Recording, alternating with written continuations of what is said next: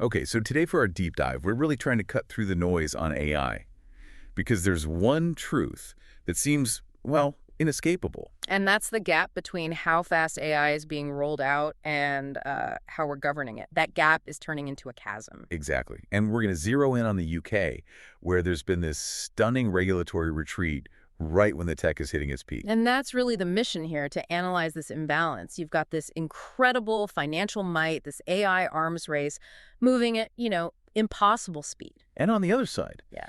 a real public concern for safety that governments seem unwilling or maybe unable to really address. It's a huge disconnect. And when we talk about financial might, the numbers are just staggering. Yeah. The AI boom in 2025 added $500 billion to the fortunes of top U.S. tech founders. $500 billion. And you've got Elon Musk on a path to potentially becoming the world's first trillionaire. That sheer scale of private money, it fundamentally changes the game. It really does. Because look, this isn't just about software anymore. It's about infrastructure.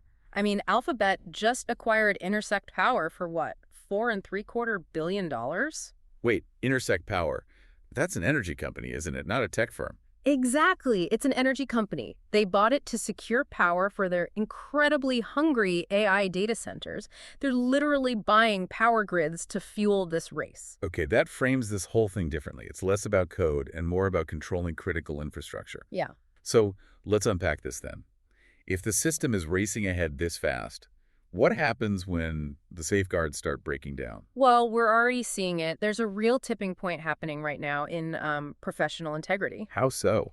The world's largest accounting body, the ACCA, is ending all its remote exams starting March 2025, just stopping them. And that's because of AI cheating. That's the reasoning, yeah.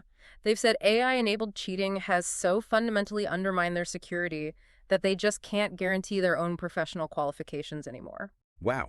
I mean, that's a huge admission. Wrong. And while they're scrambling, AI is just being rolled out across the public sector right now. It is. We're seeing about 50 NHS trusts using AI to forecast A&E demand, using data like, weather patterns and flu rates to try and allocate resources better. And it's not just healthcare, it's security, too.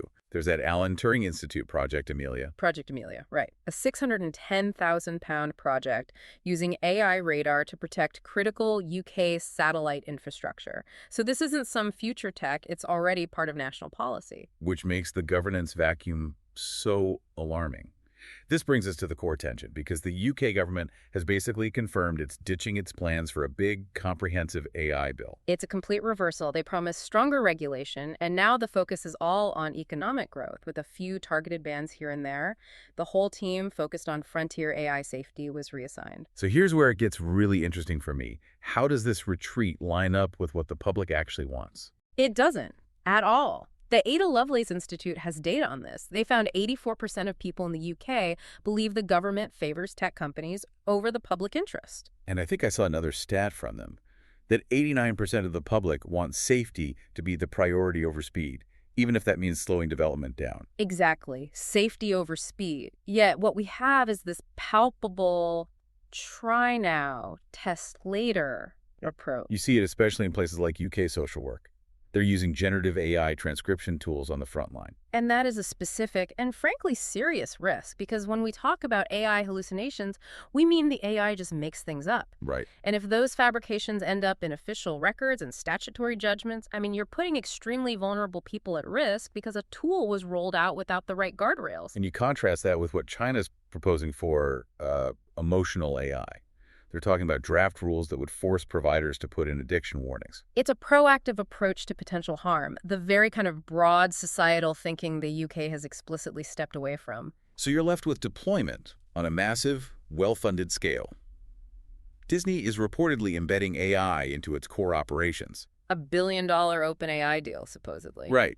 And at the same time, the democratic process for actually defining the rules for it is just stalling. Completely stalling. So what does this all mean? That's really the question for you to mull over. If governments won't provide the comprehensive safety frameworks the public is demanding, who ultimately becomes responsible for regulating the complex AI infrastructure that now fuels our economy and our public life?